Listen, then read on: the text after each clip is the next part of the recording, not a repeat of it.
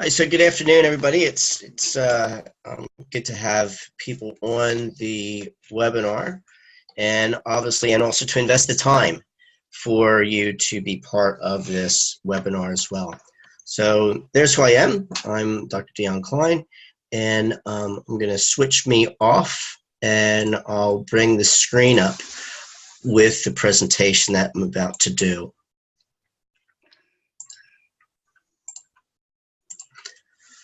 So today we're going to be talking about time and making time count. And this is usually one of the biggest challenges for anybody, whether they're an employee or a business owner, you name it, time seems to escape many of us.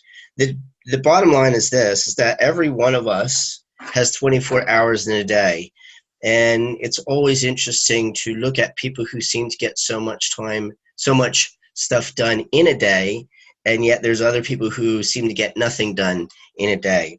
And you can decide for yourself which one of those categories that you're in, or maybe you're in between those categories that some days you get a lot of stuff done and other days you don't.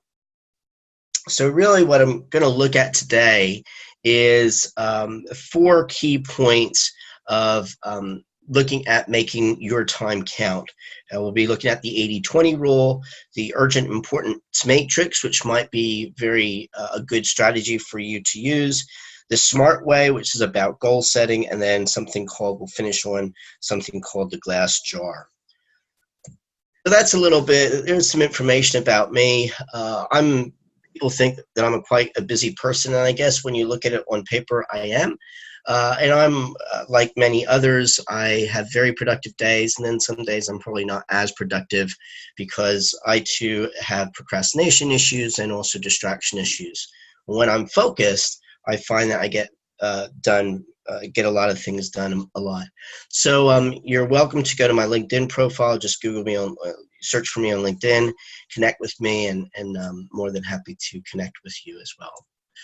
Let's get started. Personal time management skills are essential for effective people, right? And it's been shown that people who use various techniques on a regular basis are the highest achievers in all walks of life, from business to sport and to public service. Now, you don't have to implement every single technique that I'm sharing or that you might read. The most important thing is to experiment with some of these techniques and find which ones work for you. For example, before we go into the full-on material, I'm a list maker.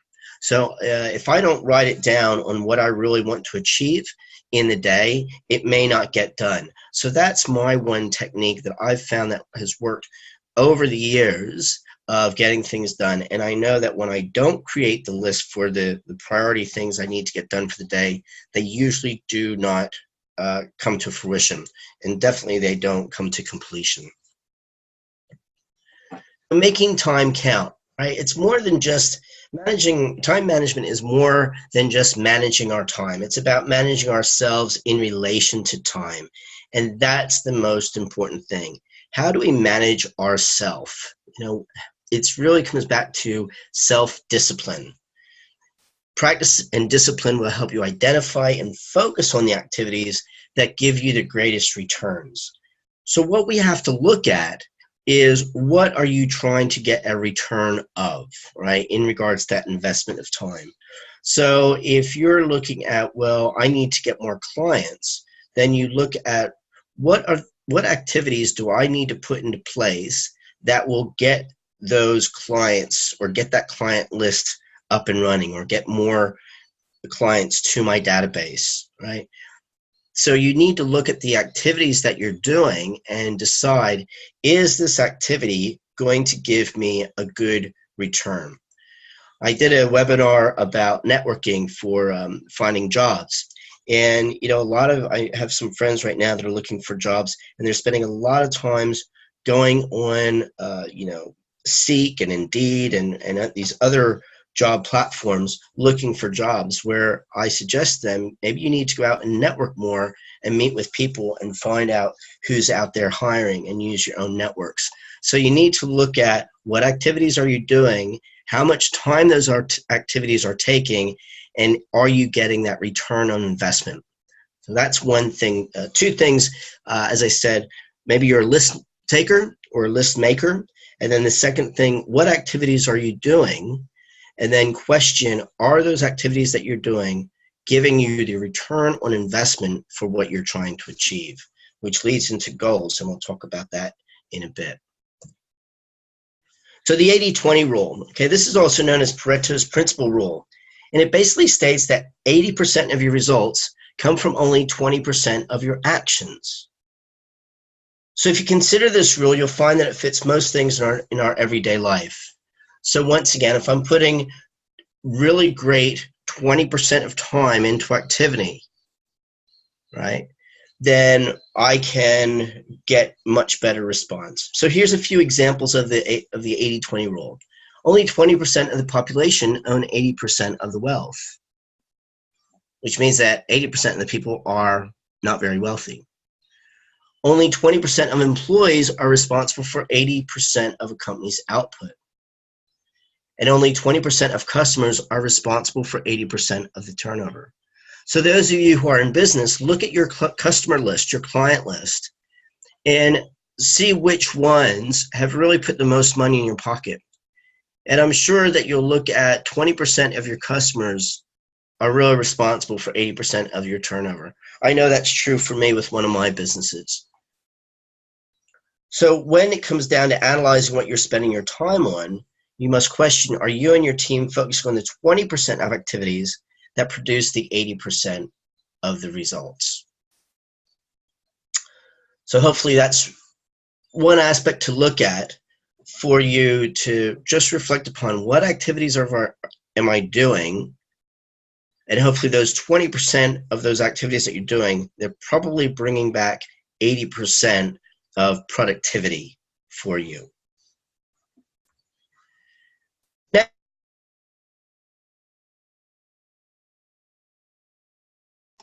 Next one to think about is prioritize I use with regards to my list taking.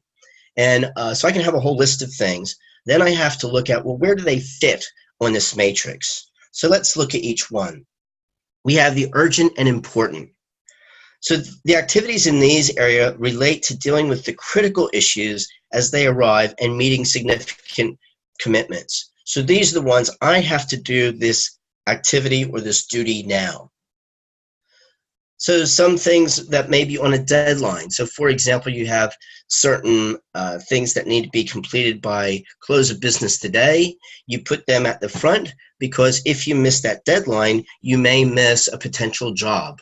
Or even in simplistic things, if you need to pay a bill, and if you don't pay that bill on time, you may get an additional fine. So, you know, if you're looking at your finances, a lot of times people can save much money by just paying their bills on time and not paying a penalty fee or a late fee. The second one there is the importance but not urgent. So these success-oriented tasks are critical to achieving goals, and so you plan to do these tasks next. So you get these done here, they're urgent and important, and then these are important but not urgent. So these may not have a deadline attached to them, but they are very critical to achieving your overall goal. So you might have a long, say something that needs to get done in the next 3 weeks, and it's urgent that you do step 1 before step 2. So you plan it out over the next 3 weeks. So you go, okay, well, over these next 3 days, I'll work on this project a little bit. And then for phase 2, I'll do it over these 3 days. So this could be, I'll give you an example. I have a project right now. It happens a fair bit throughout the term, is grading papers. It's one of every teacher's probably biggest nightmares. They love to teach but don't like to grade papers, and I'm one of those people as well. So instead of sitting down and grading all the papers in one day, I'll go, okay, I'm going to grade 4 to 6 papers one day, another 4 to 6 papers another day. So I've completed that over the next 5 days, still making the deadline that I have to get all the papers completed. So you can chunk it down so that task or that job doesn't become overwhelming. Then down here are urgent but not important. These activities do not move you forward towards your own goals. Okay, they're urgent, but they may not be directly in line with, say, your business. So you manage by delaying them, cutting them short, and rejecting requests from others. So what you can do with this is that you can postpone them. And then the last one, not urgent and not important. These trivial interruptions are just a distraction, and they should be avoided if possible. So, however, be careful not to label these things like, family, relationships. They are urgent and they are important. But if you're really focusing on your job or your business, then you have to put those aside. So, for example, some of you might be have a home-based business, and you have those distractions of laundry or answering the phone or having a coffee with friends, etc. Because many times friends, when they think that you're working from home, they think that you have all the time in the world, and then you can stop and do whatever you want. You need to put into your schedule like it's a regular quote-unquote work day, as if you were going to a place of employment. And so you can still set your time aside. And if you have these urgent but not important, you could, if it's like you feel it's the only time you can do laundry, well, then do it during your quote-unquote lunch hour that you've set aside for yourself, or a morning tea, because we all do need breaks throughout the day, whether we're working from home or at another company. So you need to identify, where do these tasks that you want to achieve in the day or in the week or in the month, where do they fit on this matrix? And this might be another simple technique for you to implement to help you with managing your time. Being self-assured. This word here, no, is really difficult for some people to say. So in the privacy of your own environment, whether you have people around you or not, I just want you to practice right now saying the word no, and with a little bit of power behind it. No. Okay, I hope you've done that, because it's very easy to say yes, but if you say yes a lot of times, next thing you know, you'll have a lot of things on your plate, and you'll go, my gosh, how can I complete all this stuff? So you have to say no, followed by an honest explanation. And that honest explanation might be, look, no, I really can't do that right now. I have too many other deadlines that need my attention, right? Then briefly clarifying your reasoning, giving them an alternative. So if somebody asks you, can you do this for me? Then you can respond, actually, no, I can't. I have a number of deadlines that really need to be completed by this Friday. What I can do, if it's not urgent and it doesn't need to be done by next Friday, I actually do have some time that I can give it my attention next week. So you empathetically repeat the request in your own words and then say no. You can also provide that assertive refusal and repeat it. And just to make sure that they understand it. So you don't have to say no to be mean, but just saying no and explaining why you can't do a job for a certain person. And it's not called making an excuse. It's really stepping into your own power of time. So sometimes I know people, and myself included, going to the gym or exercising is a really important thing for me. So I set that time aside, and when people ask me to do something during the particular time that I might be going to the gym or going for a walk, I said, look, that's my time for working out, and it's the only time I can fit it in. I really can't attend to your request right now. And if people don't accept that, I personally feel that's a reflection that they don't respect your time in the first place. That's just my opinion and how I think about things. Those on the webinar may think differently. Just something to think about. So setting goals. Setting personal goals are a powerful process for thinking about your ideal future and for sorry, that's thank you for letting me know. I didn't hear anything. I just heard the setting goals and then you dropped out. Okay, can you hear me now? Yep. Okay, well, I'll start that again. Yep. All right, so setting personal goals are a powerful process for thinking about your ideal future. So you need to, just close your eyes and visualize what's your ideal future. So if you're just starting a business, what's that business going to look like in 1 month's time, 3 months, 6 months, 1 year time, that ideal future. and allow that to motivate yourself to turn this vision of the future into reality. And you can think of the future and then take a step back and figure out, well, what pathways do I need to create to get me to that ideal future? So visualizing. I'm real big in visualizing. Some people are good at it, some people aren't. It's once again, it's just another technique that you can help to achieve your goals. And you don't have to spend a lot of time on it. It might just be taking 5 minutes every morning, sitting out in the sun, taking in the vitamin D, so you got some health factors going on there. Just closing your eyes and just visualizing what your day is going to be like, how productive it's going to be like, and how each and every task or activity that you do that day is moving you closer towards your ideal vision, and that will help you achieve your goals. So creating SMART goals. This SMART technology, or the SMART methodology, has been around for quite some time. And it's a nice little acronym, meaning the S being specific, the M being measurable, the A being attainable, and the R being realistic, and the T being timely. So let's look at specific. This is creating a list of benefits from the accomplishment of the goal that will give you a compelling reason to pursue that goal. So it's being specific. What do I want to achieve? And that is obviously going to be related to the vision that you're trying to achieve as well. Measurable. It's very crucial for goal achievement that you're able to track your progress towards the goal, right? And this should be, many times people will look at from a quantitative point of view, so from actual metrics. So it might be, I want to make 10 sales calls on the day, or I want to increase my list by 10% each week. They can be qualitative goals, which might be, I want to decrease my stress. So you still have to put in parameters of, how you're going to measure your own personal stress. So qualitative may not have a number attached to it, where quantitative does. Attainable. So setting big goals is great, but you just want to make sure that you're not setting yourself up for failure or self-sabotage. Because if you do, it's actually going to demotivate you. So you want to make sure the goal is challenging,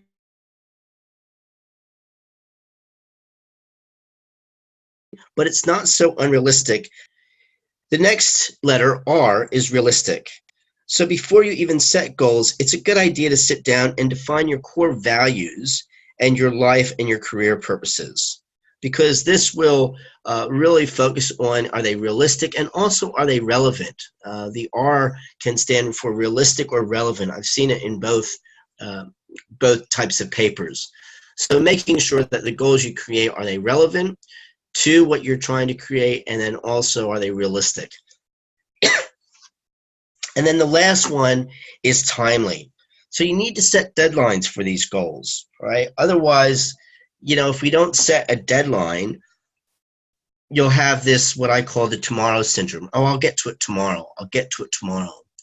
When I was in journalism, that was really one great thing about being a journalist, is that you had a certain deadline that you had to meet, because the paper could not go to press, back in the days that there was a press, until your story got in. And even though it was a bit stressful, it definitely forced us as journalists to get the story written. So also, by setting a deadline, your subconscious mind begins to work on that goal night and day to bring you closer to achievement.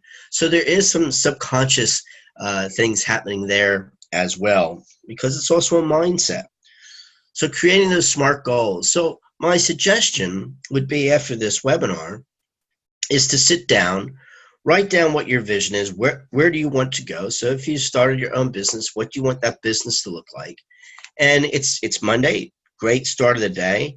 Just even put down 2 or 3 goals. Disappeared again. Goals that you want to achieve, the specific, what you want to achieve, measure it. Did you achieve it? Did you not achieve it? Do you think you can attain that? Is it a realistic goal? Is it relevant to what you're trying to achieve? And then obviously that time bound is between now and next Sunday night that you're going to achieve it, or next Friday. It doesn't matter what time bound you put onto it, but make sure that there is a time limit on that. Prioritizing your goals, we talked about that before in that urgent important matrix. Be careful about setting too many goals. That could be another thing that becomes demotivating and also sets you up for failure, right? If you have too many goals that you're trying to work on at once, by doing that, you're going to be reducing your focus and effort, and it's probably going to overwhelm you with the number of tasks to complete. I've come across some friends, they go, I just feel so overwhelmed, I have so much to do. And I say, just chunk it down. Group the number of things that you're trying to do, see which ones, in a sense, see which goals complement each other, see which ones are totally different, go back to that urgent, important matrix, and really that'll help clarify which ones really need to be done. You may be trying to do too much. Once again, going back to that slide, because you don't know how to say no. So hopefully you can see how everything is being quite interrelated. Glass jar. So this glass jar represents the time you have each day, and each item that goes into it represents an activity with a priority relative to its size. So let's just look at this, right? In the glass jar, we have rocks, pebbles, sand, and water.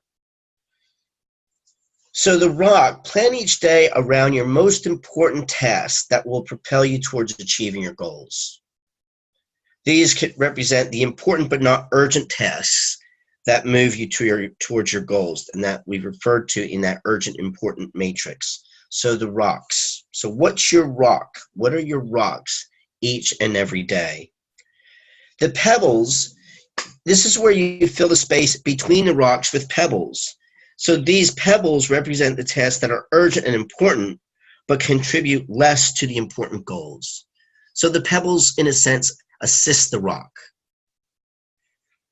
Now the sand, you want to add sand to fill your jar. In other words, schedule the urgent but not important tasks only after the important tasks. And then lastly, the water. When you pour the water into your jar, these trivial time wasters are neither important nor urgent. And once again, they take you away from working towards the high return activity and your goals.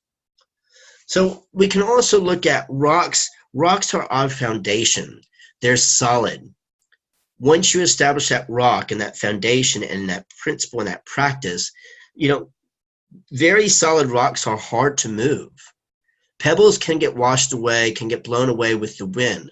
Sand even more so, and water keeps flowing.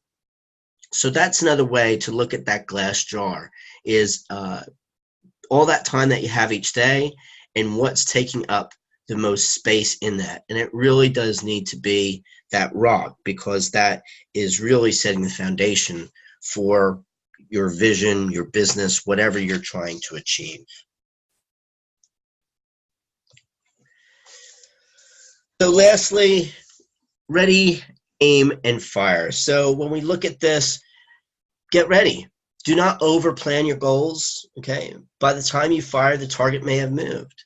So don't be the shoulda, coulda, woulda, didn't type of person, or the tomorrow person. Start now, right? Start planning today. It doesn't have to be a lot, even just taking one day at a time, literally. Achieving something each day towards your goal is a great achievement. In fire, remember the 80-20 rule and just take action. Once again, even if you don't hit the bullseye, you'll probably still hit the target. If you've ever done archery, yes, we all want to hit that bullseye, but when you're so far away from that target, just getting the arrow, when you're so far away from the bullseye, just getting the arrow on the target or on the mesh is a big achievement for some. And then aim. Make new plans based on new information. We get information so much every single day. And with technology, things are changing incredibly rapidly that many of us can't keep up. So just be aware of the new information that's there, readjust your aim based on where you hit the target. And this would be a whole other discussion depending on each of your own particular visions or goals or businesses that you're in. But just keep this perspective of, I'm ready, I'm going to fire, and I'm going to really aim to make those new plans based on the new information, right? Some people may question of, isn't it supposed to be ready, aim, fire? Like, it depends. I know a lot of people, they may be ready and they take a lot of time aiming and they never fire. So I think you need to find that good balance of, you can be ready and you can take aim all the time, but really if you don't execute at some point in time, you're never going to get anything done. So that's the end of our webinar. I thank you very much for your attention on this, and I'll take questions as soon as I stop the official part of the webinar, and I'll take questions offline.